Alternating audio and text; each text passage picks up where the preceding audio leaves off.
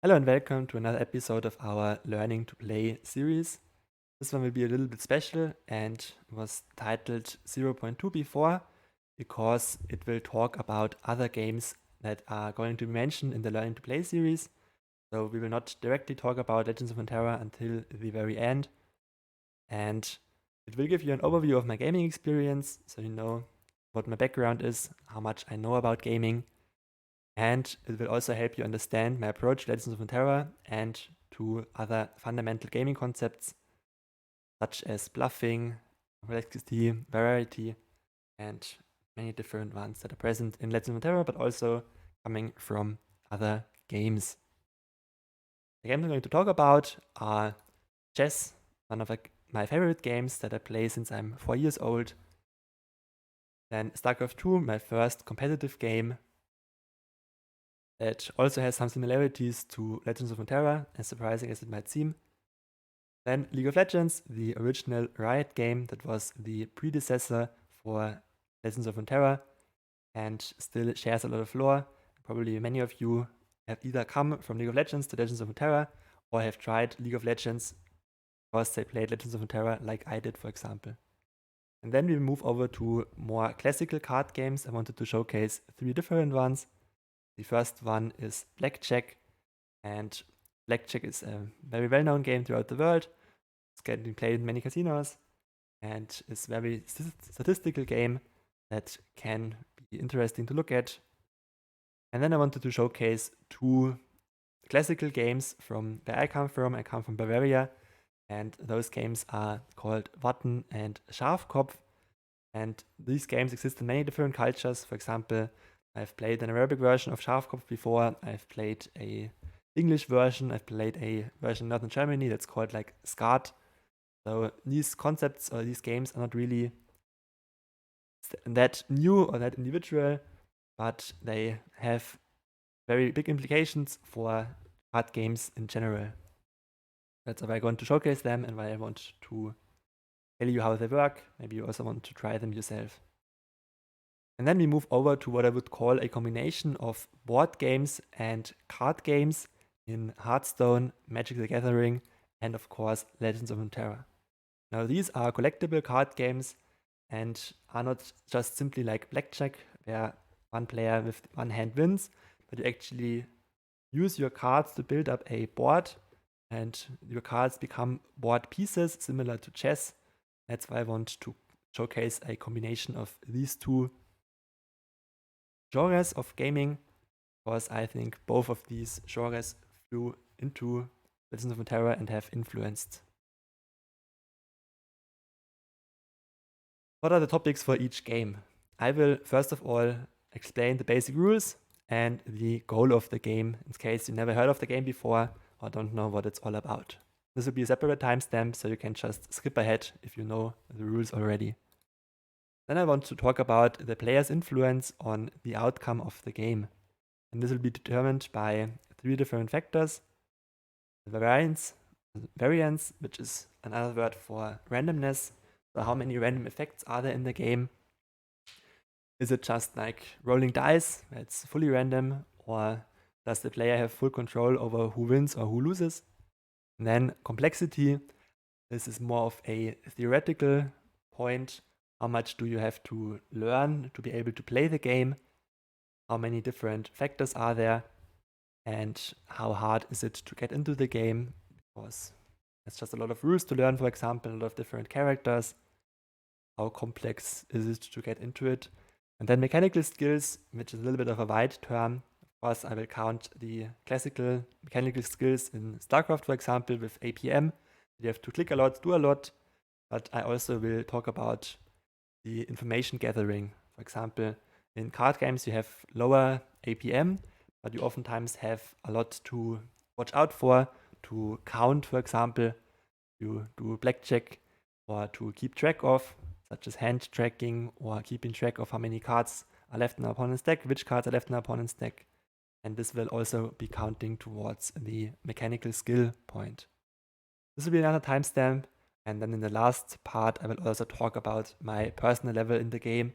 If you ever wanted to know how bad I am at League of Legends, how good I am at chess, then this is the video for you. And this will also be a separate timestamp. So if you don't care about the other two, you can just look up how successful I was in these separate games. And this series or this episode isn't really meant to be watched fully. It's more of a backup in case you see me mention it. For example, mention chess in one of the episodes and don't know what it is, or want to know more about the game, then you can come back to this episode and watch it.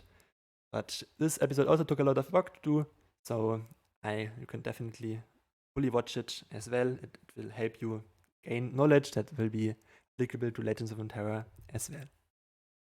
Lastly, I want to mention that these are, of course, my personal opinions on these games, and they are not based on scientific research or anything like that. It's just how I see those games and how I feel, how much influence I feel like I have in the outcome of the game for these different ones. So take it with a little bit of a grain of salt, and I don't feel insulted if I say your favorite game is not my favorite game in the end. Let's start with the first game I learned in my life, which is chess.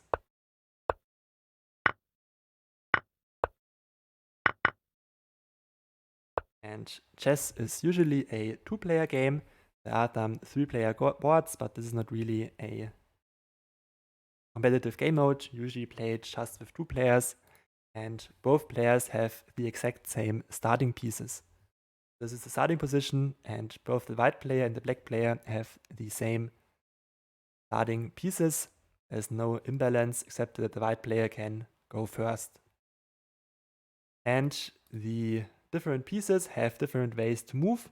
For example, the rook can go in a straight line up and down, left or right, whereas the bishop moves diagonally, and the queen moves like a rook and bishop combined, so up and down, left and right, and diagonally. Then there are some other pieces. The king is the piece that can move only a little, one move in one direction, so in each different direction, one square. The knight is a little bit complicated. It moves either one square up, one square diagonally, or in the shape of an L. So whatever you can memorize better. However, this is a little bit hard to learn, even for chess beginners or my children. I also teach children chess in a chess club, and learning how the knight moves is a little bit hard. Then you have the pawn. Pawn has a bunch of different rules. They usually move just one square forward, except for the first one, and they can move 2 squares, but they can only capture other pieces diagonally. So when you move to a square where another piece is on, capture it, and pawns can move forward, but capture diagonally. And when a pawn reaches the final opposing rank, it can turn into a queen or any other piece for that matter. The king can only go to squares where he can't be taken, and if he can be taken, if he is attacked by another piece, then the player is in checked and has to react either by moving away the king, moving something in between the attacking piece, capturing the attacking piece, but that's what check means. And if the player can't prevent the king to be taken, like in this picture, our king can only move 1 square in each direction, but each different square he can go to is covered by a rook, then that is called checkmate. And in that case, the game is over. So the goal of the game is not to capture the king. If you actually capture a king take your opponent's king in a real tournament of chess, you get a loss for that because it's an illegal move. And if you make an illegal move in chess, then you lose your game. So even if it was checkmate, if you then move ahead and take your opponent's king, that will lead to you losing the game instead of you winning the game, which is quite funny. And the typical phrase, you have to capture your opponent's king, is just wrong. You have to make him run out of moves. Like here, he's in check, the rook can capture him, and he can't go anywhere anymore. That's the goal of the game. And the most common way to win is to take all of your opponent's pieces. So if your opponent doesn't have any pieces, you can just move your rooks forward and checkmate the king easily. And that's why a good way to know who is ahead is to count the different pieces.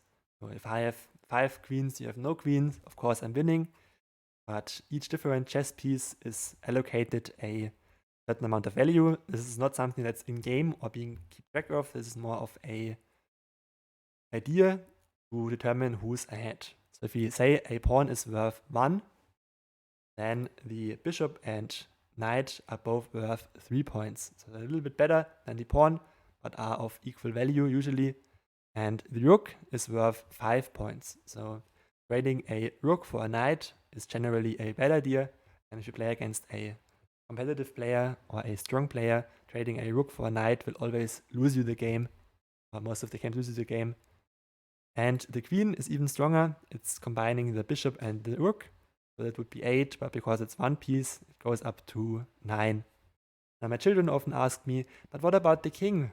What is happening? Well, the king can't be captured, so you can't have a king up over your opponent. And I always tell my children, the king is worth infinite or can just not be captured. This is actually very relevant. Each piece has different values, and you don't want to trade certain pieces for other pieces, except it brings you immediate value. Now, the player influence in chess is 100%, and there's nobody else to blame for losing than you.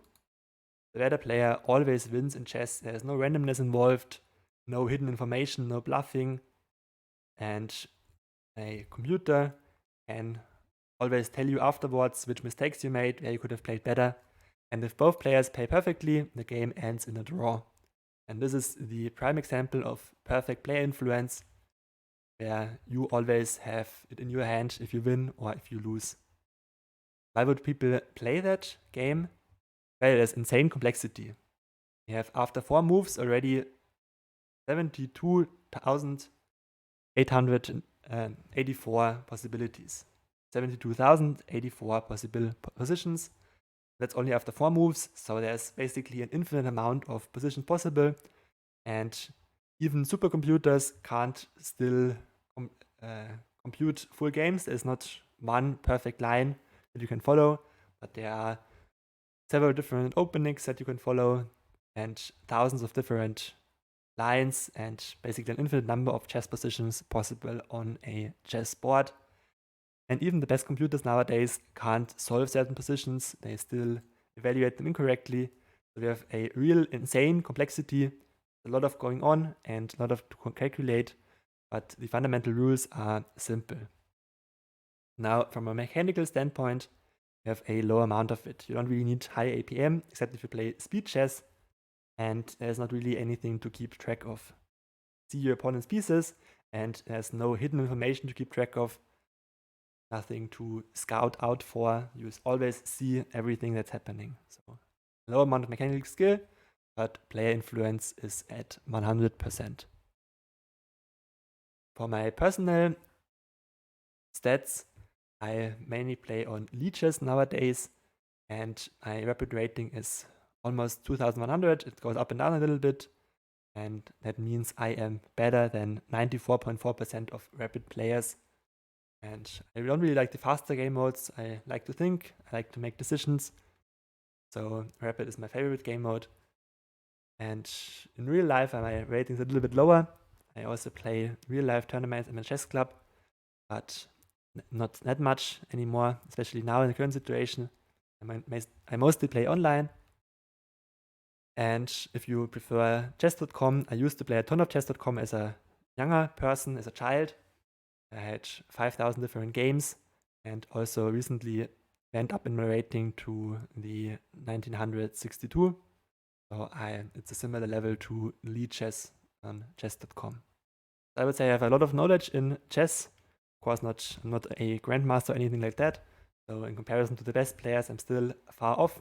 But I would say I know a lot about concepts in chess, and that's why I want to mention it and compare it to Legends of Runeterra, because both games have a lot of similarities, in my opinion. The next game we talk about is Starcraft 2. Now, Starcraft 2 is also a 2-player game. Usually, like all of the competitive game modes are 2-player games. You can also play 2v2, 3v3, 4v4, randomness, but most competitive games are in the 2-player format. And the main goal is to collect resources to construct an army and then eliminate all of the enemy buildings. This is the goal of the game. In Starcraft 2, there are 3 different classes: the Protoss, the Terran, and the Zerg. The Terran are the human class, the Zerg the alien insects, and the Protoss the advanced aliens. And each of these classes has its own unique advantages and disadvantages. For example, the Protoss can warp in units whenever they want on the battlefield, but they have to have all of their units powered, or all of their buildings powered by pylon power. The Zerg can only build their buildings on special creep in the floor, and the Terran can even fly around their buildings and produce the units that way. From the units, there are different ones, and not that many actually, only like 30 for each class, and half of them don't even see that much play. And it's really easy to understand. For example, if you take a Terran versus Protoss match, the Marine is the smallest and easiest unit. It's pretty good against the Immortal. The Marine gets countered by the Colossus, so this is like the big walker that's spewing fire around, and it's destroyed by Marines.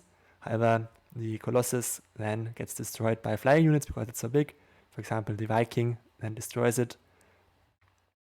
The Viking, however, can be destroyed by anti-air. For example, in the Stalker can shoot up and shoot down, can shoot down Vikings. However, the Stalker is a armored unit, which then can be hit by the Marauder, which does more damage against armored units. And the Marauder can then be destroyed easily by Immortals. However, Immortals are weak again to Marines. So you have a little bit of a cycle. However, all of this, who's weak against who, doesn't really matter until you are at least Diamond, because before Diamond, you just have to build a big army fast and move over to your opponent and attack them. And if you do that fast enough, if you get your full army at 6, 7, 8 minutes, you will always win, no matter what army in detail you build and no matter what your opponent will build.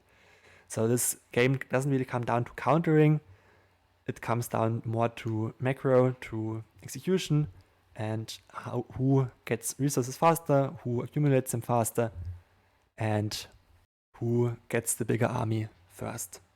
For my personal level, I have been Diamond in 1v1 before. I once tryharded. In Masters League, in Team League, I'm of course Masters, because team games are a joke. The really competitive one is the 1v1, and this was actually the season before the Diamond bug. Career summary. So season 2020, I went for the Diamond rank and then again. And before I was like not that strong, but it's not that hard to get into it. The hardest part is to learn the execution. I was a really big campaign fan. I have all of the missions and all of the achievements in the campaign, and I like co-op and campaign actually more than 1v1. However, I also know how 1v1 works, and that there are some concepts to be applicable for the Legends of Runeterra game as well. Now I would say Starcraft has a very high player influence of 95%, because there are some minor random effects or balance issues, but overall, like the most random effect, the most tilting effect are widow mines that randomly target. But professional players have the controls and the APM to manually retarget those mines as well. So even those random effects don't affect that much. And balance, like, it's a meme that people always complain about balance, Protoss OP, Zerg OP, Terran OP, but in the end, there have been very competitive players on all 3 different races, and I don't think there's a minor balance issues, but I don't think one strategy or one race is clearly better than all the others. And winning the game mostly comes down to strategic decisions, to attack from this angle, from that angle, and to the execution.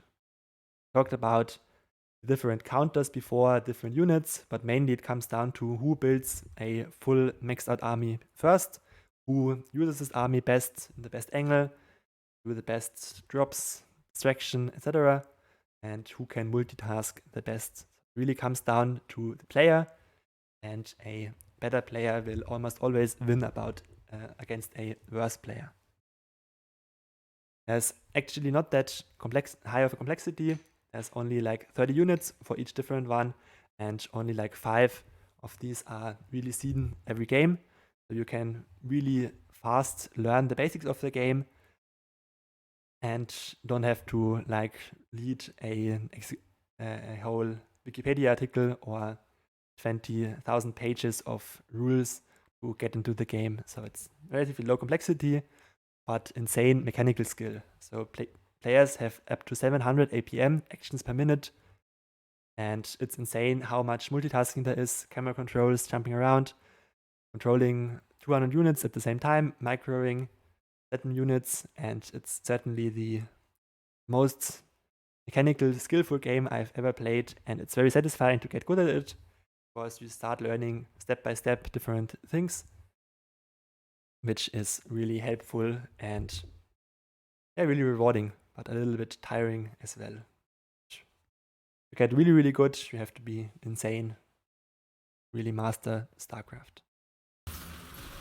Next game to talk about is League of Legends.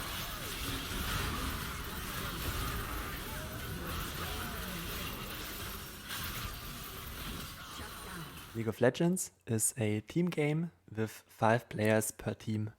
There are special modes where you play with less players on a team, but most game modes are played as a 5-player team.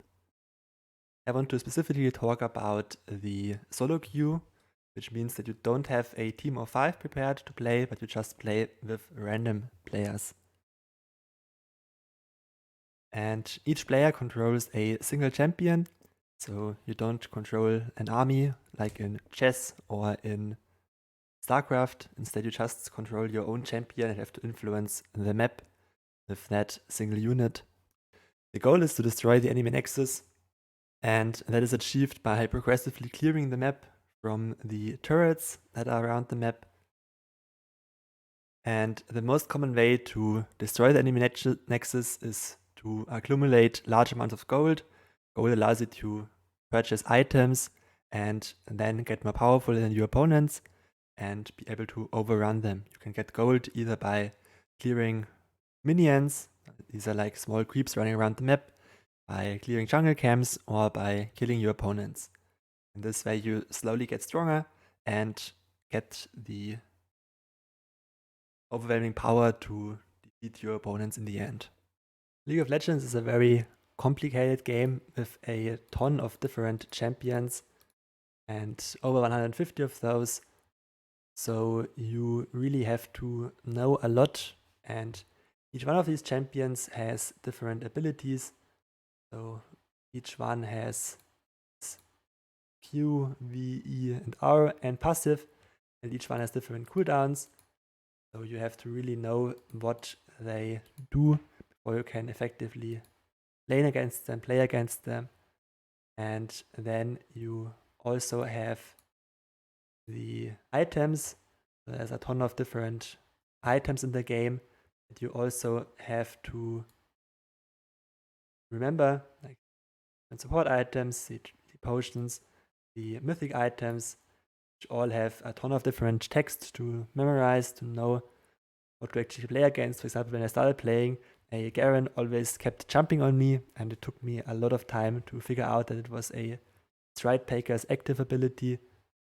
And I didn't even know before, like I read all of the champions first, didn't even know that items could also have activated abilities, and these oftentimes do a lot of parts in the League gameplay. For example, Gordrinker was a big part of some champion sets with his active thirsting slash.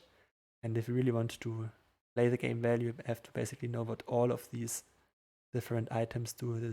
The beginning ones are a little bit simpler, like this one just gives lifesteal, for example, but still has a lot of different items. And then you also have the runes, And the runes can then, there's different trees of runes, precision, domination, sorcery, resolve, inspiration. And in each of these different trees, you have different options, and those are very important to know what they each do. So insanely high amount of stuff to learn, be able to just understand what's happening in this game. And most people in lower matchmaking, just use like these apps that just tell them which runes to go. At least I did for most of the time at my playtime, because it's just really, you should generally do it yourself, change up your runes yourself, but it's just only have 30 seconds of time to change these, and it's just a lot as a new player. Now for my personal level, I'm not very high. I'm only started like last year because of Legends of Runeterra, because I actually wanted to figure out what happens and why the game is how it is. And if you just play Legends of Runeterra so far, I would definitely recommend you just playing it out a little bit and just seeing how the game actually looks. And it's very interesting to see some of the champions' abilities. For my ranked, I'm unranked this one. So my last season, I climbed up to silver, so I'm definitely not a pro player, but I did so as an ADC main. If you look at my stats, 2021, I played a lot of bottom with a 54% win rate. When I was just starting out, I played like Sivir and Vayne, because I thought Vayne was a very simple champion. Just like jump around and hit people. Of course, it's different. And my mains became Ashe and Kaiser, with 97 games on Ashe and 46 on Kaiser, to climb from bronze 4 to silver 4. And then I basically stopped. I also tried some Kayn jungle and one game of 6 mid, because I was autofilled. And yeah, I really like the ADC game style or play style. What I don't like about this game is the player base. I have often experienced toxic behavior and toxic people that were like running it down or flaming me or griefed me, and that's really unfun. And another thing that's annoying is that the games are so long. Look here, 35 minutes, 41 minutes. This is like a beginner draft. ARAMs are a little bit faster, but most summoners draft with actually ranked games take long, or your team concedes very early. But it's just a lot of time investment, and you don't really climb that fast, so I don't play League as much. I'm happy that I hit silver with an ADC. That was my goal, and I probably play this game like casually from time to time, but I don't plan climbing to diamond or challenger or something like that in this game. From a player influence, there is the 20-60-20 rule. In the end, League of Legends is a team game, and you can only have limited influence on teammates. And this is one of the big problems I have with the game.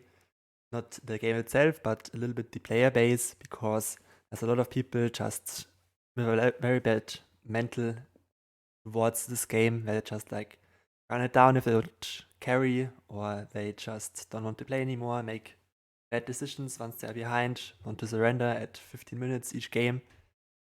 And this is described as the 20-60-20 rule. Very interesting to read about that. There also are multiple Reddit posts on like the Summoner School subreddit, where people test their own games over 1000.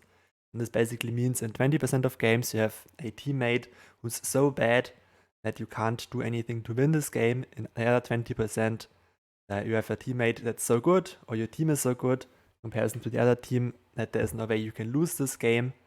And in the rest of the 60%, you make an impact in the game and can either carry the game or throw the game. And winning the game comes down to strategic decisions and team fights more than just pure micro or luck. So some abilities have a little bit of luck involved, like skill shots, if you hit it or not. But most of the time you can really improve in this game by just improving your decision making, not running into stupid fights in the middle of the map, only coming to strategically important fights while farming and getting stronger around the map. And it has insane complexity. As you've seen, there are 150 champions, infinite amounts of items and runes and abilities and cooldowns, so you have to know a lot. You basically have to learn a whole Wikipedia to just make it to gold or platinum most of the time, unless you grind an insane amount of games. And it's definitely the most complex game I've played so far. For mechanical skill, I would say it's medium to high. You in the end just control one unit. It's not like Starcraft where you tap around 3 bases, have your 5 control groups of different units that you have to move around the map. But you still have to do a lot of multitasking. League of Legends is more of a information gathering game where you have to not only stare at your minions and farm, which is hard enough, at least for me, but you also should look around the map, track the enemy movements. Where is your enemy jungler? Is your enemy mid laner still there or is he gone? Is somebody roaming around the map? And this decision making and tapping around requires a lot of mechanical skill, not just focusing on one point on the screen, but looking around constantly, watching the mini-map, and the fights themselves are of course skillful as well, albeit at least in the lower levels, not that many games are just decided by one team fight. It's more about who farms better and who gets an advantage in the long term. Let's move on to the actual card games, and I want to start with a card game that's pretty well known around the world, and that's Blackjack. Now, Blackjack is a 2-player game, and the player tries to come closer to 21 than the dealer. And this game is often played in casinos. In a game of Blackjack, the first thing that happens is that a face-down card is dealt to the dealer. And you as a player don't know what this card is. The dealer may look at it, however, you as the player don't know. And then you get dealt a card, and then your dealer is dealt a card, and then you get dealt a card again. And the goal of the game is to go to 21, or as close to 21 as possible. So, for example, here we only have 6 points, and another one, this is 11. We still want to go higher. 15, now it comes close. I think we risk one more. And 20. So we are very close to 20. In this card set, the king, you play it with all of the cards. In this one, the face cards are all worth 10, and the ace is either worth 1 or 11. So if you have a king or an ace, and then an ace, that would be 21, and you would win immediately. That's called a blackjack. Now, in our example, we have a lot of cards. You can, of course, stay or keep going. If you want to be really lucky, we could try and hit an ace to get to 21, but that would be pretty stupid. Instead, we stay. And now the card of the dealer gets revealed, and the dealer always has to play until he has, I think, 16 or 18. I'm not sure. And now he just has 9, so he has to play 9, 13, 18. And the dealer has to keep going to beat the other player. And now they are at 24. So they lose, they are over 21, they bust, and the player would win. Let's play out another game. 1 card face down for the dealer. 1 card for us, a 10. 1 card for the dealer, a check, which is also worth 10 points. And 1 more card for us, a 20, a 10. We are at 20 already. So we just say, I stay, I don't want any more cards. The dealer would reveal his bottom card, which is a 6. And then he would draw another card. For example, here he would have a 5. And that would be 21. So the dealer is higher and the player loses. Now what's interesting, if both the player and the dealer go over 21, the player loses. Let's say it's an ace, and the player has a 10 and a king. Another card. So a 7, and the player says, I want to keep going, I'm going to play another card, and he busts, then he loses his money. And even if the dealer has 16, and then also busts, the player has still lost the money. So this game is just heavily favored towards the dealer winning and not the actual player winning. And you have to, one thing you can do is to assign a value to each card.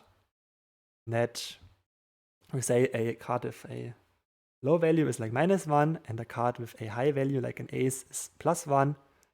And then you can basically keep track of how many cards are left in the deck. Usually play with 6 decks in total, not just with one. And then you know which cards have been played already. And if there are more aces in the deck or more low cards, if there are more high cards in the deck, it's more likely that you win. If there are more low cards in the deck, it's more likely that you lose. There are some more special rules that I don't want to, like splitting and other stuff I don't want to talk about in this video. The basic rules of blackjack, or the basic decision making, is theoretically solved by statistics, and this is called basic strategy. As you can see here, there's a certain dealer up card that you can have, and your hard total or your soft total with aces.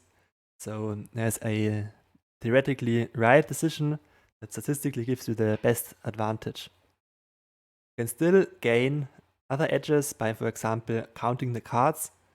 This is done by not physically counting every value of the card, but assigning the different card numbers, different values like 1, 0, -1, and then just playing the game when the deck has a lot of high cards in it, a lot of cards that are good for you, and not playing the game if the average outcome of the game is bad for you. This is called card tracking. Overall, the play influence in blackjack is pretty low, around 10%, I would say. Often comes down to which cards are dealt. In the end, blackjack is a game of luck. You can maximize or minimize your odds, but there is no guaranteed way for you to win one game. And even the best blackjack players in the world have big losing streaks and go more for an overall win rate of 55% than like winning every game. And it's pretty impossible to have like an 80% win rate. And the movies that always show one person going into the casinos and just using them as an ATM, just making money off of it, that's just pretty impossible. And you have to like really play 1,000, 2,000 games with a 55% win rate, losses and wins in between, to really get an edge or make money off of blackjack, which is not advisable in my opinion. And the fundamental strategy still comes down to luck and statistic optimization. You don't just always, you can't just go into the casino and play 10 games and win 10 rounds.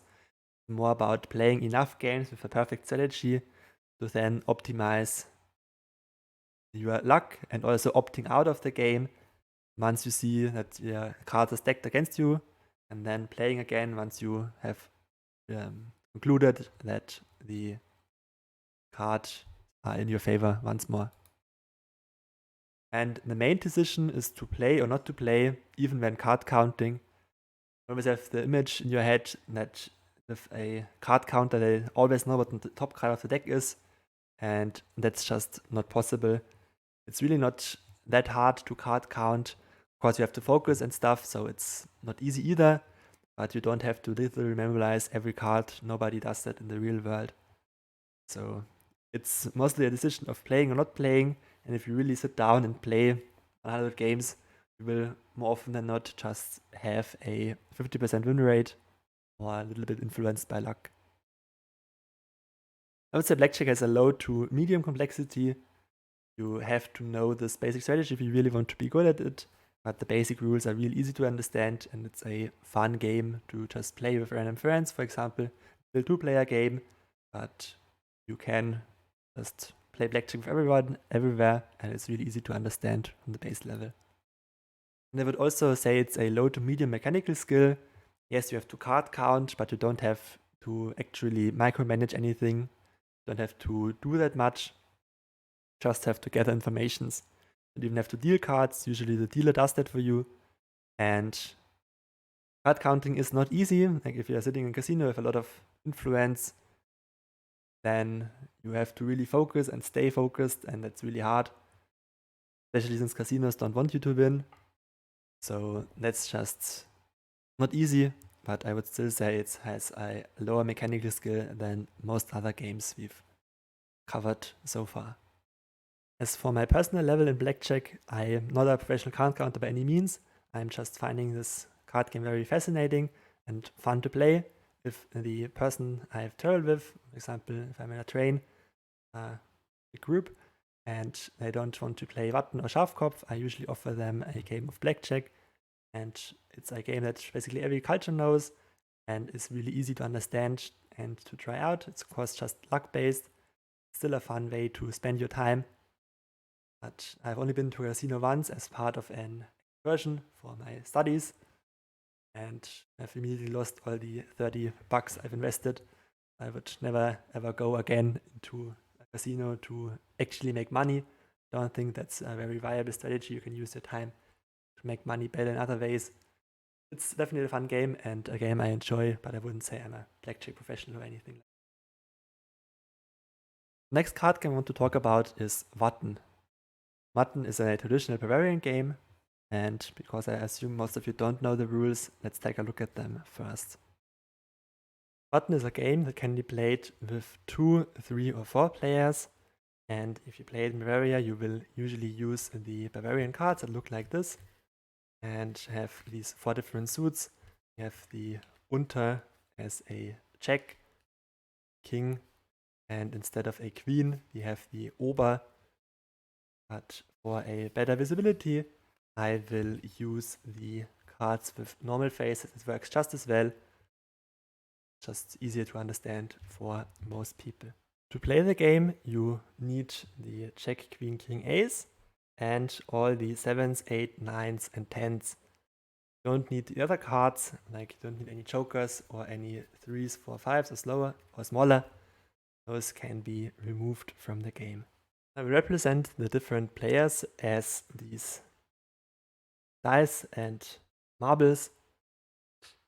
The typical button game has the players sitting opposite to each other, be a team. For example, here our brown dice and our brown marble would be a team, and this red dice and this purple pink marble.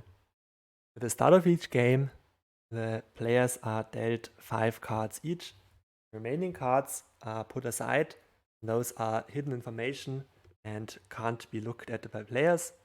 So there's only a limited amount of cards in play at all times. The goal of the game is to play out a card per turn. Basically, each player in a certain order plays out a card, and the strongest card that gets played each round then wins.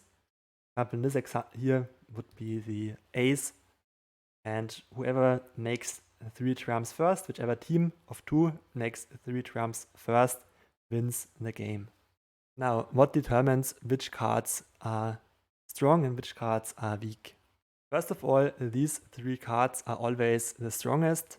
They are called kritische, and like the King of Hearts, always the highest card, called Max, and the 7 of spades and the 7 of clubs are also higher cards. This is the first highest card, second highest card, and the third highest card, and they always stay in the same order. So if you play a King of Hearts, you will always get that trump in the middle. For the cards further down, the players get to actually call a number and a suit of cards. In German it's called color.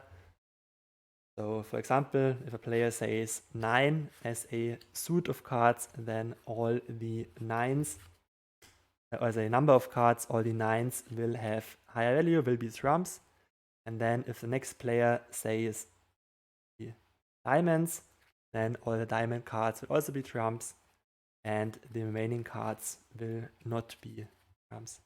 Of course, from the 9s, the 9 of diamonds will then be even higher and be the 4th most valuable cards, and then come the 9s, and then come the suits that were chosen, and then come random cards in the order. For example, a check would still be higher than a 10, despite both of them not being any trumps. Let's take a look at an actual hand that I just dealt to all 4 players. Note that the other cards are not in the game. For example, in this one, we don't have the strongest card, the King of Hearts. It's just outside the game in this pile, and this is unknown information to all the players. Furthermore, you're not allowed to discuss your cards with your teammate. You can give them hints with your eyes, for example. That is like quote-unquote soft cheating, but is allowed in tournaments even. And if we say our dice was the dealer, he deals 3, 3, 3, then 2, 2, 2, and then each player has 5 cards. Now the person on the left of the dealer gets to call out a number. And of course, this person has 2 9s, so it will call out the 9 as the highest card. Then the player in the dealt the cards is allowed to call out a suit, and this player would call out the hearts because he has 4 hearts. And he also has 1 9. That would make this 9 one of the highest cards in the game. Look at our other players.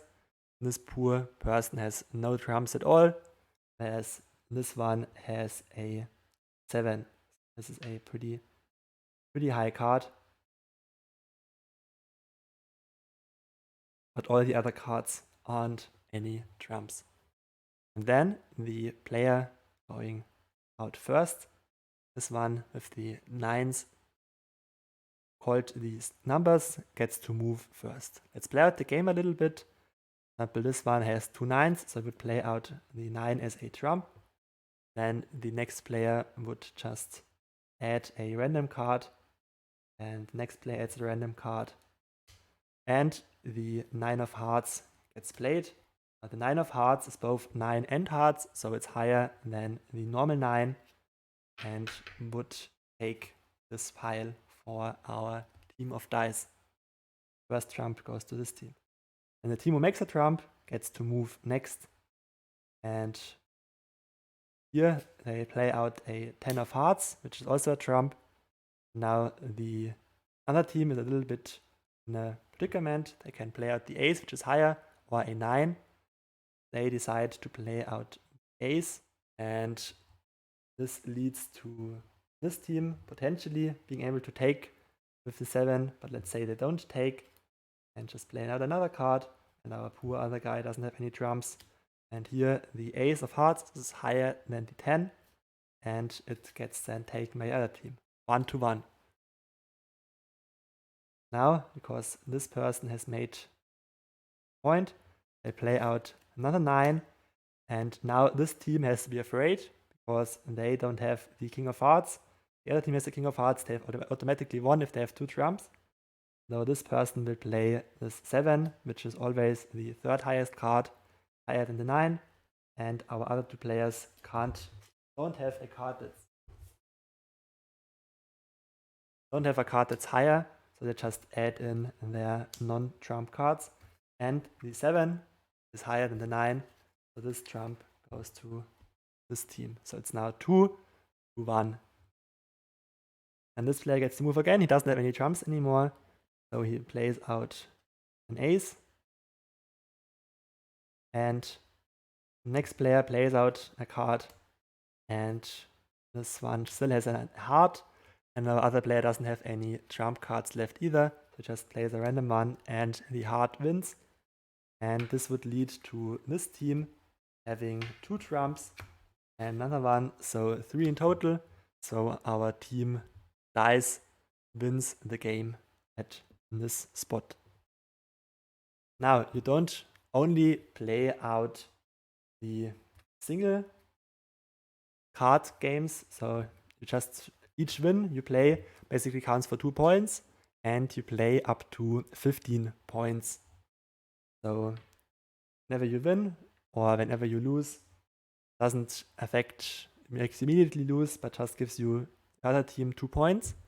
However, you can also bluff Let's say each team has 2 cards left, or two trumps left, and the King of Hearts hasn't been played yet. Now, one team could put the card face down in the middle and say, do you want to concede? It's basically a bet.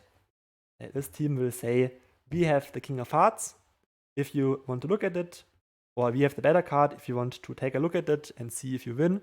Then you will get 3 points instead of just the normal 2. However, if we win, we will also get 3 points. The other team can either accept the bet and turn over the card and play out the game, or they can leave and then they will just lose 2 points. And this often comes down to the other player's hand. For example, these two have nothing, so it's very unlikely that they would win this pick. They would just definitely leave the game at this point and not play it out and only lose 2 points because the chance of them winning is basically 0. However, if one of the other players would be so lucky to have the King of Hearts, they would definitely call, turn over the card and be like, okay, my card is higher, now we get the 3 points. And this continues until 2 matches of 15 have won by either team. So in a competitive environment, you would play best of 3 with up to 15 points. So because of the random distribution of cards and because one side has a big advantage in calling out which cards are good and which cards are bad, Watten always or often comes down to hand state and not to your actual decision making in game. So I would say the player influence is around 30%. Really comes down often by how you play it or how your cards are dealt, not how you play it. And you can still win by strategic decisions and by bluffing. You can basically make this bet with your opponent because they have imperfect information. They don't know which cards are remaining in the deck, which cards are in your hand. So in specific situations, you can trick your opponent into conceding the game to lose points overall. And this means that good Watten players can have a big edge over bad Watten players, but even the best player in the world can't reliably win a game with specific hand states.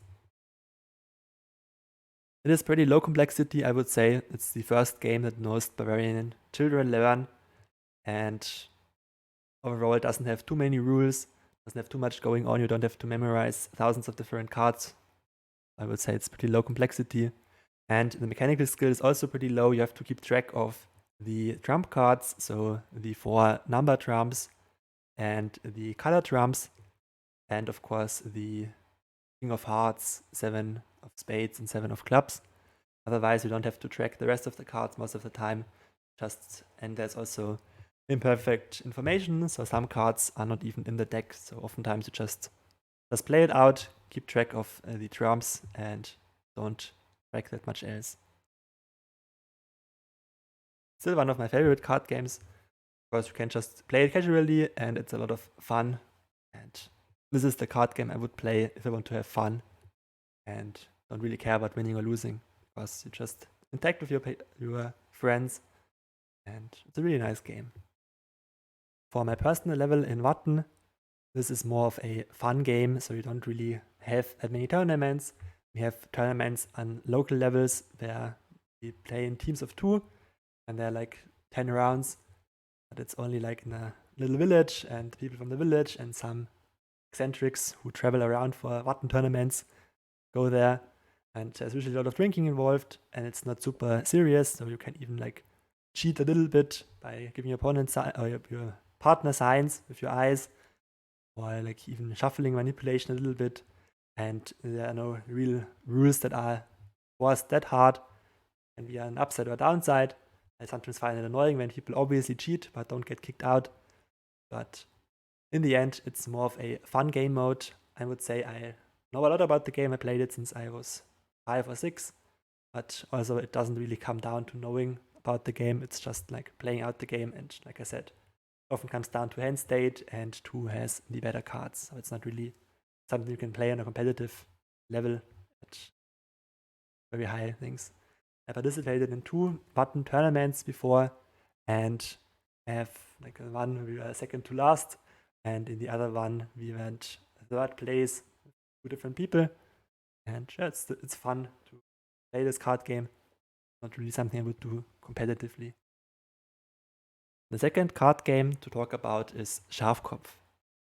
Let's take a look at the rules first, before we talk more about player influence. A game of Schafkopf is played with the ace, jack, queen, and king, and 9 and 10. All the other cards are removed, and a hand of 6 cards is dealt to each player. Now, as you can see here, if you deal out the hands to each player, then no card is left behind, and this means Schafkopf is always played with all cards in play. There's no hidden information, no variants involved, basically, except for the distribution of the cards, but there are no cards outside of the game. In a game of Schafkopf, there are 4 different game modes, and it's decided at the start of each game which game mode gets played. In the normal game mode, it's called Sauspiel.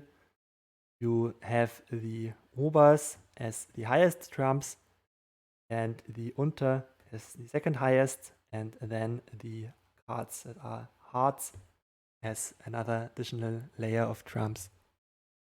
And in the inherent order, you have the fruit here, then the grass, then the heart, and then the bell. If you translate this to our playing cards, the queens would be the highest, with the queen of spades being the highest, then queen of diamonds, then queen of hearts, and queen of clubs.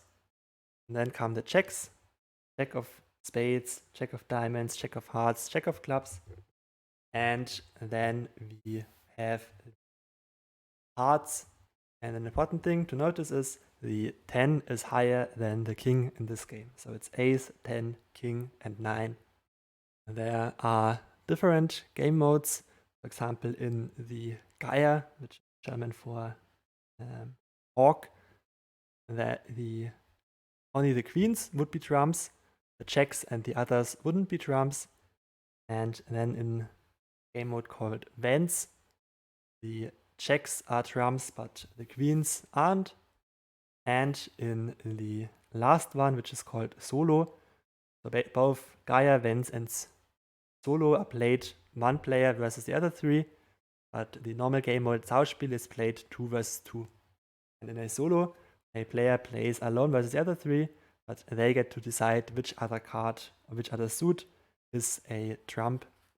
So, for example, they choose the spades or the clubs to be another trump, then this would be all the trumps in the game in that descending order. Normally, it is queens and then jacks and then all of the different hearts. It's important to memorize this order if you want to try this game, because, for example, if you play this card, I play this one, and then it's higher. Then dealing, the player who's dealing deals 3 cards to the first, 3 cards to the next, 3 cards to the next, 3 cards to himself, and then 3 cards again. All cards are always dealt. There are no cards outside of the game. And with this one, let me highlight the trumps in the game really quickly. As you can see, this is a pretty even game where each player has some trump cards. A player in the top left has 4 in total. This one has 2, this one has 3, and this one has 3. So probably no one will try some of these fancy different game modes. Instead, we will just play out a normal Sauspiel.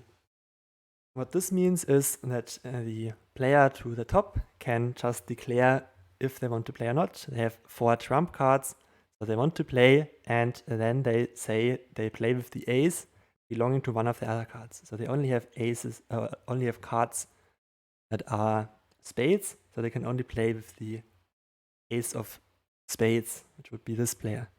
Now, this is not revealed. It can only be shown once an ace is played, which players actually belong together. And important thing in this game is cards are either trumps or not trumps. So these cards that are highlighted are trump cards. If I play out a trump card, let's say our player here that goes first, because this guy shuffled, plays out a trump card, then each player also has to play a trump card in the middle.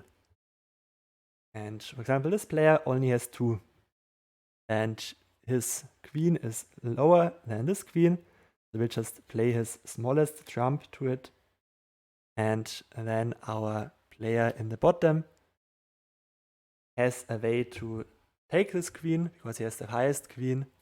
He will do that. And lastly, this player doesn't really know and will also put away his smallest trump. In this chain, the queen is the highest, so the first points go to our player in the pink. Then the player in the pink gets to choose which cards to play, and the player then chooses to play a non-trump card. He goes for the 10, and this is not a trump because only hearts and jacks and queens are trumps. So each player who has a card of the same suit, for example this one has the king of diamonds, has to put this card in the middle. Note that this card is not a diamond card because it's a trump. So only non-trump cards have suits in this game. This player doesn't have any diamond card, so he may play any card he wants. And because he wants to trump this pack, he will play his ace. And unfortunately, the third player in a row has 2 diamond cards, so he has a choice, play this one or this one. He will just put the 9 in the middle. Now our player who has declared he wants to play made another trump, and he will just put in his next highest card, the jack, another trump.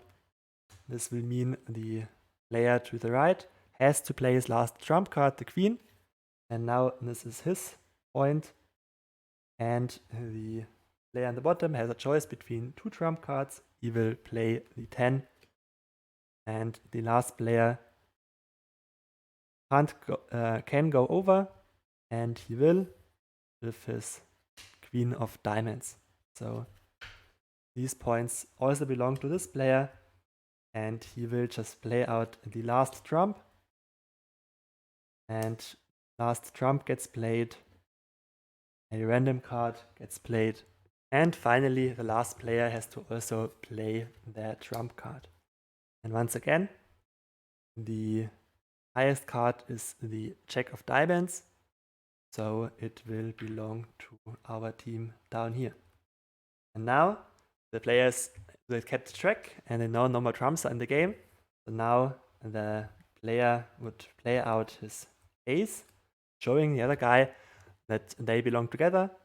This player then has to play one of his other spades cards, and doesn't matter, and this doesn't matter either, because, and in this case there are no trump cards involved, so the bottom card determines which suit, and then the cards in this suit that is the highest wins. So this is spades, and this ace is the highest of the spades, so this pick belongs to our team over here. And then the last cards get played out. Once again, bottom card is spades, so the highest one in order wins, and this would be the 10 of spades of our player over here. And this would mean that our team on 2 players has made most of the picks and most of the trumps. That's obviously not always the case, and all of the trumps are getting played out. The reason for that is because not the team with the most trumps wins, but with the most points. So in the end, it gets counted who scored more points in their trump picks.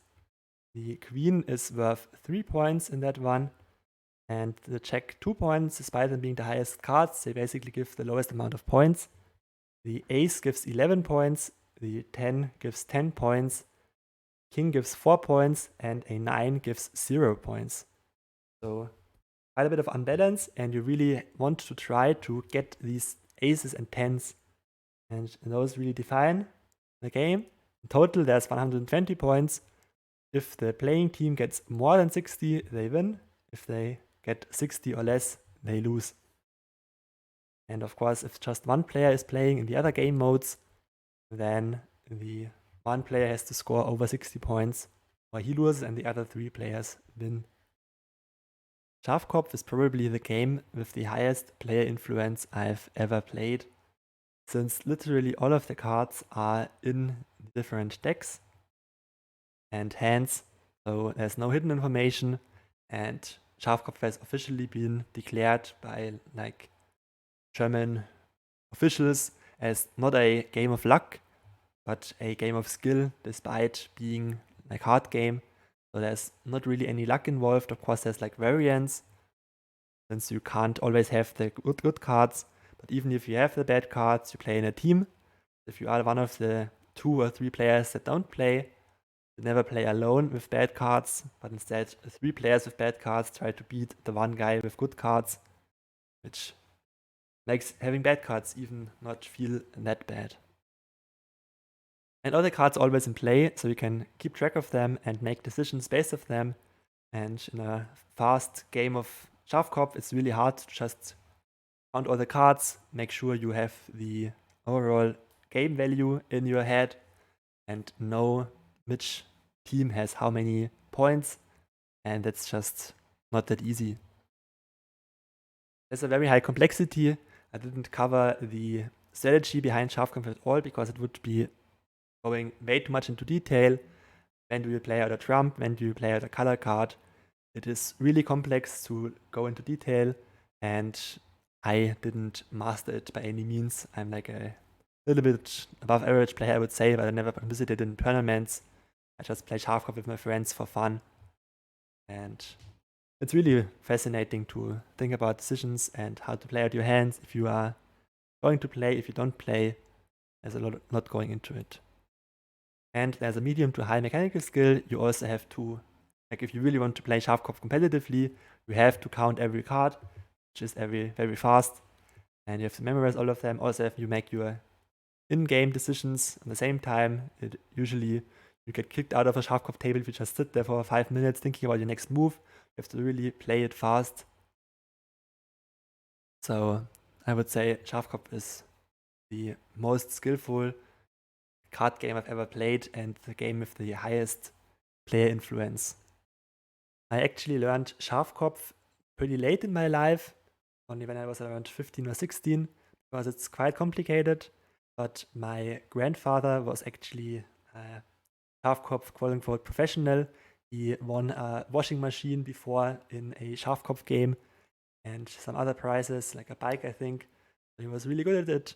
And funny thing is, like these people that are very good at Schafkopf often don't want to play with beginners because beginners make so many mistakes and it's annoying them. So I didn't actually play with my grandfather Schafkopf that much. He preferred to play Watten with us. But later on in the game, or later on in my life, I learned it from my other friends, and then I played with my grandfather as well, which was quite fun. And I never went to a Schafkopf tournament because those are highly competitive. And to be honest, I don't think I'm good enough at Schafkopf to really participate at the highest levels and actually bet money. We sometimes play with friends with a little bit of money, but not that much. Like there are actually people who spend 50 to 100 euros each evening playing Schafkopf, just gambling. But Schafkopf is not a gambling. It's actually like allowed because there's no randomness involved. All cards are always in the game, so it isn't really random. It just has a little bit of variance, but still, I wouldn't actually go to a Schafkopf tournament yet because I'm not that good at Schafkopf. I would say I'm like average, maybe a little bit above average, but I'm not professional at Schafkopf because it's a really hard and complex game. The rules are very complex already, and actually mastering Schafkopf is really hard. Let's move on to the card games that are also board games, and I will talk about 3 big ones: Hearthstone, Magic the Gathering, and Legends of Runeterra, of course. I won't cover Yu-Gi-Oh! Or Pokemon. Pokemon has a very fundamentally different system where you have a very specific things you can do in a turn. You can attack once, you can play your action cards in certain orders, but it's just fundamentally different from other card games, and Yu-Gi-Oh! Has changed a lot since I last played it. It was like 2006, 2007, and I recently played with a child in a school I was working at, and it just completely beat me, so I'm definitely out of touch with Yu-Gi-Oh! And don't want to talk about that game if I don't know enough about it. Let's get started with Hearthstone. Hearthstone is a two-player game where both players start at 30 life points and start with 4 cards in their hand, or 3 cards in their hand if they go first, and it's purely turn-based. One player takes a turn, and then the other player takes a turn, and during each turn your mana crystals fill up. It has basically the same mana system except spell mana as Legends of Runeterra, and your cards get played on the board as units, but you as the attacking player get to choose how the units trade. So it's not like attacking and blocking in Legends of Runeterra, but you just attack a unit directly, or you can attack the enemy nexus directly, which is called the hero or phase. So that's where phase hunter comes from, just like hit phase over and over. And the big implication is that you can immediately translate your board state into an advantage. So the player who's ahead on the board has a very big advantage because they can just immediately choose how the trades will go. You can either translate your board advantage into nexus damage, allowing your opponent to come back, or you can go for trades by serving your board advantage but maybe losing out in the long game to some kind of big board wipe effect. Overall, I would say the player influence is around 65%, because you have card game variants and matchups.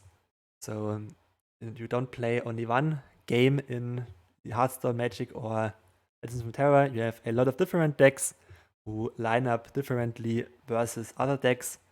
So by just these matchups, you will sometimes run into a bad matchup that leaves you unfavored immediately.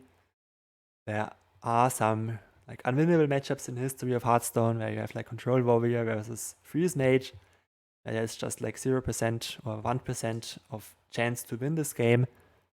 But most of the times you have like a 40 to 60% split, or 45 to 55, like typical card games. So matches definitely play a role. And you have the card game variants. So you just sometimes draw a good hand, sometimes you draw a bad hand. It's just going to happen. So if you draw a terrible hand, you have no castable cards early, and your opponent plays an aggro deck, it's a bad matchups, then you're just going to lose no matter how good you play. And another big point in Hearthstone's history are big random effects or created cards that can be game deciding. Historically, those were cards like Yogg-Saron or Box of Yogg-Saron that just cast gigantic amounts of random spells and oftentimes invalidate all the decisions made beforehand by just deciding the game right there, right then. And this can still happen with created cards. For example, in the one arena run I played in preparation for this video, the person played a discover card, discovering a spell discover guy, and this guy then discovered a deal 3 damage to my whole board card, which is a lot of loops to go through, a lot of card pools to remember, and personally not really something I enjoy. I know a lot of people do, but I prefer actually playing with the cards that I put in my deck and not just creating random cards. I'm fine with cards that create other cards that are not random. It's part of the effect. But this pure randomness and pure coin flipping influencing games is not really something I enjoy out of a collectible card game. I would say it has medium complexity. It doesn't have the insane moving parts like League of Legends does, but it also has in general like simpler cards. There aren't like any Yu-Gi-Oh cards with 20,000 lines of text, so you can understand most of the cards by just looking at them and playing them. Some have like these hidden effects that you actually have to test out before knowing what they do, but most cards, except for like legendaries, have pretty simple effects and are easy to understand. And it has medium mechanical skill. Hearthstone allows you to hand track your opponent, which I really like. It gives you a little bit more decision making. That's not possible in physical games.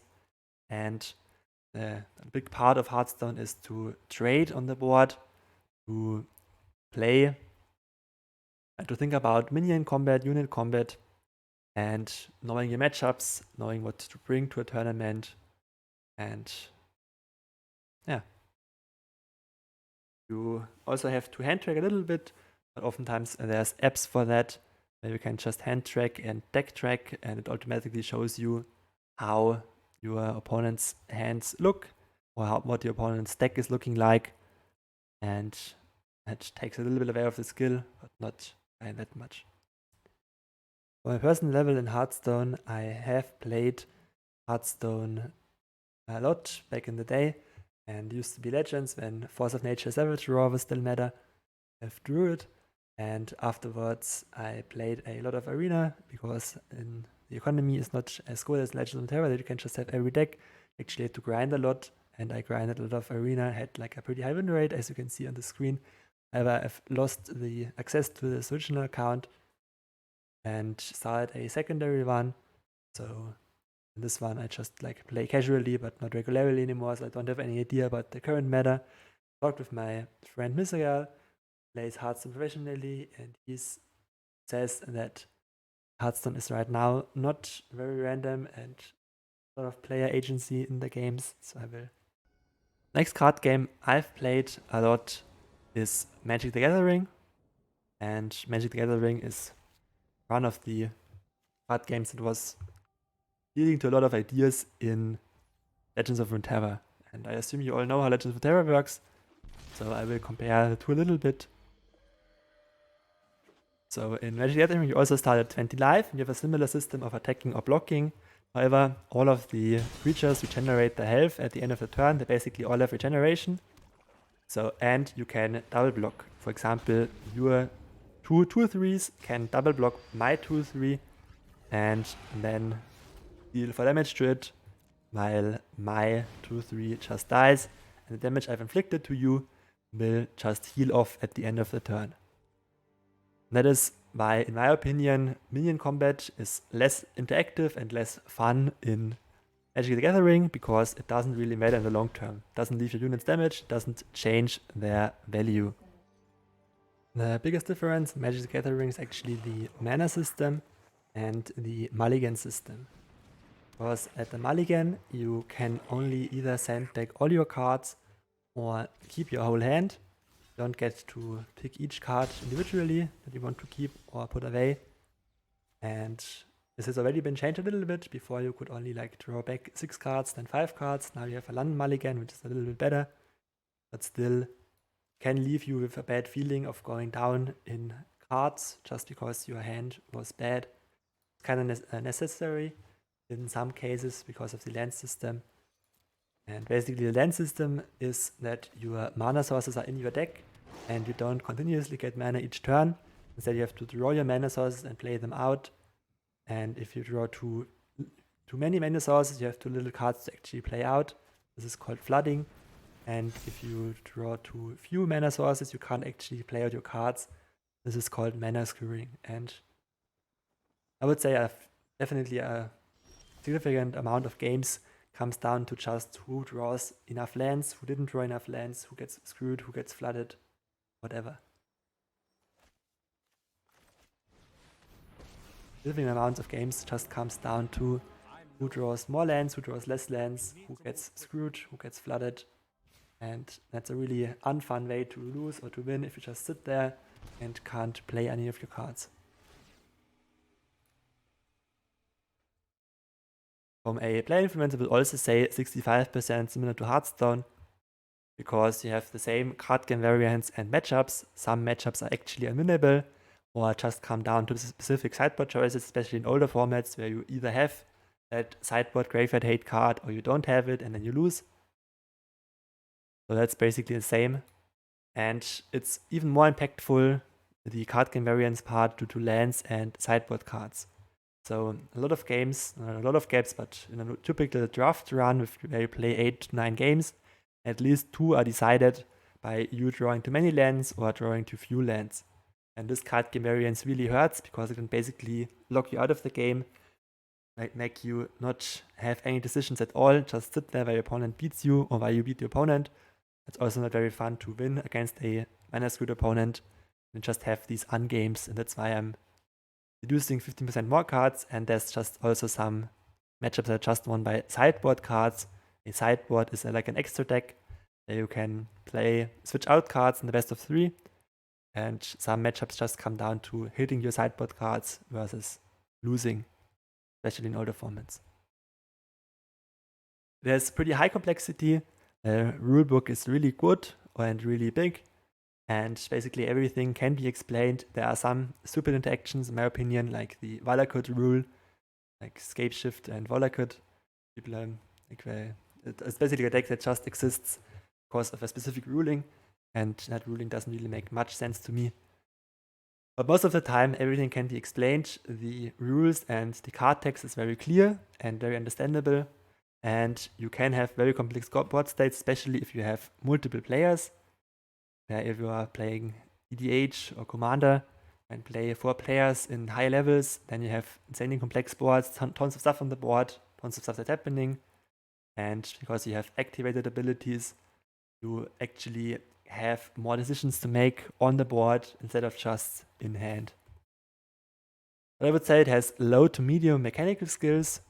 You kind of have to keep track of your opponent's deck, but you can just literally look at their graveyard or at their exile zone, so there's no hidden information of cards that are gone. If you don't remember if they've played 2 or 3 combat tricks, you can just look at the graveyard, and there is no hand tracking at all, since you don't actually, it's not possible in a physical game, because players shuffle their hand all the time, and it's just didn't get translated.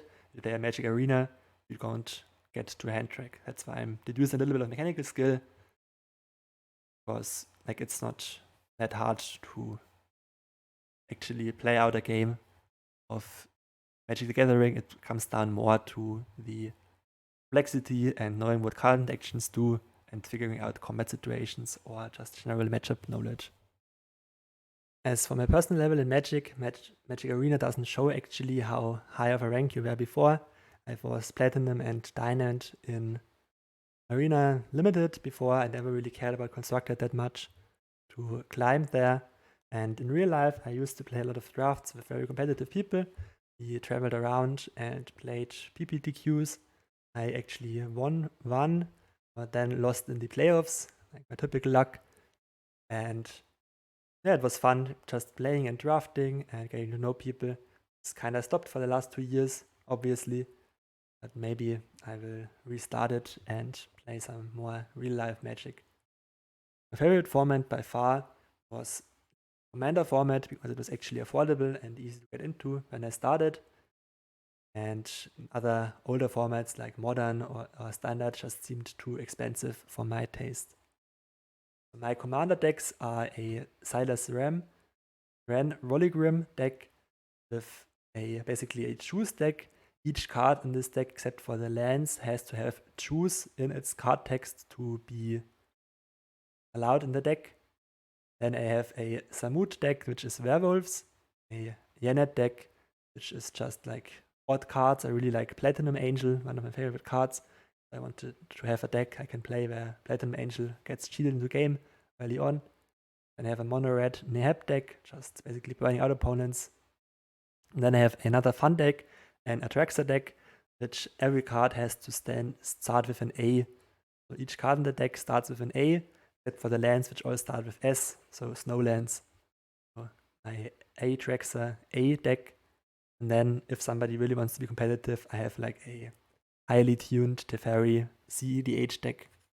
But I think I've only played it like one time against somebody who wanted to basically just bully noobs and wanted to play his highly competitive deck, and I just bullied him with this Teferi deck. But usually I don't play this. I prefer my choose deck more, the Yanet deck, Atraxa deck. My personal favorite deck is a Mimeoplasm. This is by far my favorite card in the game. My favorite commander in the game. My favorite card is probably like the Eldrazi's. And This deck is more focused around stealing your opponent's win conditions. It has a lot of mana and 2 interactive cards, but it's more about generating mana, drawing cards, and then using bribery or cards similar to that to just steal your opponent's win conditions. Mimeoplasm is used to combine cards from 2 graveyards into 1 big win condition, and this is basically like a Kraken stealing effects from everywhere, of spells and creatures and everything, and combining it into one unbeatable monster. And I really love playing this deck since each game plays it differently, since you are very reliant on your opponent's decks, and this is also adapting a little bit to power level. Of course, if you play Cablecopper's Urborg each game, and it's already a little bit high power level, but you can only, most of the time I don't really use this Eldrazi that much, but most of the time use my opponent's decks to win and my opponent's win conditions. Unfortunately, this deck doesn't really work on online, MTG Online, because if you steal your opponent's cards and then they leave the game, you just lose those cards and you are just really far behind. So if you have like a big play a Wilderness Wealth on your opponent, get 10 of their cards into play and then lose, or then they leave the game, then you lose all those cards and have invested a ton of mana into nothing and are just behind. This is the one Commander game I have online, but basically never play with it because people are leaving all the time when they play it. It's unfortunate. And the last game, of course, to talk about is Legends of Runeterra. I assume all of you know the basic rules, so I'm not going to cover them. Then I'm just trying to show you the last part. And I would say player influence in Legends of Runeterra is higher than in its both competitors. Still has the card game variants and matchups. I'm also deducing that part. You can still draw a bad hand, and you can still run into a bad matchup. However, the bad matchups are not even that bad. There are some that are really bad. Like if your Soul Windcom is resolving Field Rush and your opponent plays Deny, you can have like a 20% to 80% matchup ratio, but the best amount of matchups on average is coming down to 55 to 45 points, or even closer 50-50. And it really comes down to the player, to the actual game, to decide these matchups, but I'm still deducing the same amount. However, there are only minor random effects, which are often not game deciding. Should we have Contrologist now generating a random spell, which can be game deciding, but more often than not, it's just a little bit of an upside. Doesn't invalidate all decisions made in the game so far. And the big random effects usually are not viable, like Treasure Trash filling your hand with random cards, the Deep Treasure filling your hand with 5 random cards. That's usually not very competitive. It's more of a fun thing to do. If you pull it off, it feels great, but it doesn't really influence players that want to play on the highest level. And bluffing is also possible, since you can just pass and make your opponent think, make your opponent react, and that's really something I love about Legends of Runeterra. Don't just play out your turn and wait till your opponent reacts, or your opponent just can't react like in Hearthstone, but you can both turns simultaneously. So even if you have nothing but units in your hand, you can still just pass and make your opponent think, what if they have a Vengeance, what if they have a Withering Veil, and make a lot of decisions. And if you watch the highest levels of games, even in an aggressive matchup, there are cases where you just pass, both players just pass until turn 3, turn 4. Then there's a big explosion of interactivity, and this can help you fix bad hand states by bluffing. I would say it has a medium complexity. There are definitely more complex board situations in Magic the Gathering than in Legends of Runeterra, just because the units on the board also have effects that you can activate, and because Magic the Gathering is around for 20 years and Legends of Runeterra for 2 years, Magic the Gathering is still, or has become more complex over time, and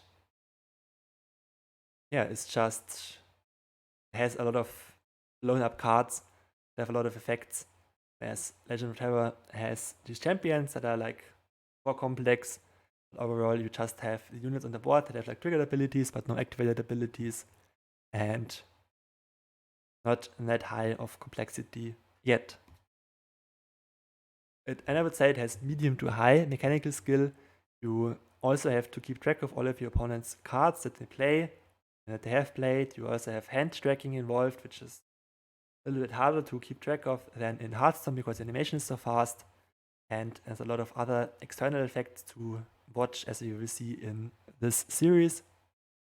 So you have to also figure out combat situations, like described in our first in-game video already, and just a lot of different things going on. So in the end, Legends of Runeterra has become my favorite card game, just because it feels like you can influence the game more. It comes down less to luck or to random effects or to card game variants, where it's just like, just a game of Magic, I lose because I didn't draw any lands, just happens, let's move to the next one. Instead, I would say 90% of games you will find something you can improve on, and very, very rarely comes down just to luck or just specific matchups come down to luck or to draw. But most matchups, I would say, are really decided by the better player. And if you play a complex deck, you can go 100% win rate against lower players or worse players. That's why I really like Legends of Runeterra and why I chose to make it my main card game, and why I want to help you get good at the game, because it's very rewarding to improve in Legends of Runeterra, to really see what decisions are going on. I hope that this series will be helpful. On a personal level in Legends of Runeterra, I have been Masters this season and the last one. These were the first two I've tried to go to Masters, and this is the first season that I played, and I went 7-2 in this one as well. Usually I'm not very interested in Constructed, but since this is the only way to prove how good of a player you are in Legends of Runeterra, since there's no limited ranked list, I decided to join Constructed, and would say I did pretty well so far. I have, of course, all of the cards, and not that high of mastery on most champions, because Expeditions doesn't give that much mastery. A lot of Poppy, a lot of Kindred, and yeah, it's basically no champion I didn't play at least a few times. I Chase technically, like I play him in Lab of Legends, Path of Champions. Favorite champion by far is Kindred. It's just such an awesome card. And I like other cards as well. I like Banditry. I like Darkness is an awesome archetype. I really enjoy playing as well. Generally, I prefer controlled styles. Can also play aggressive archetypes such as Kalista, LeBlanc, or Giovanna. Those are pretty good in Expeditions. As you can see, I'm a big supporter of this game. I have 33 Guardians, 42 card decks, 23 boards, and 29 emotes. Current favorite deck is shown as Scouts, and I didn't really climb Masters that much. I was around 200 LP once. Really rather play Expeditions or Power of Champions. It's just more fun for me. In Expeditions, the only leaderboard we have is the Elder Guardian leaderboard, and there, if you filter by Expeditions, you can see that I have a win rate of 75% pretty consistently over 2,700 games, which is of course pretty hard to do. And those are only my recorded games. I play a lot on my phone, and this doesn't get recorded into this database. And if you look at the Expeditions leaderboard, this is for the most recorded 7 wins. I'm at number 11 with a win rate of 4.6, but this win rate isn't really that representable, because I often reset runs just to test stuff out or for special recordings. For example, on each new set release, I just reset around 50 to 100 runs, find out what changed, what the new cards in each archetype are. But still, this is a pretty good average. You can't see the average of the first 3. I have like Asek and Athamok, who also are very good players. Athamok has a current higher average of wins than me, and he's our co-host in our podcast. But glad to have him on my team. And then I'm down here with my 4.59. Thank you so much for watching. I hope you got some insight in my game knowledge and my gaming background. I of course played some other games as well, like Minecraft or how to strike and stuff like that, but I don't think those are really comparable to Legends of Runeterra. And yeah, check out our other videos and check out my Expeditions Discord. Thank you so much for watching.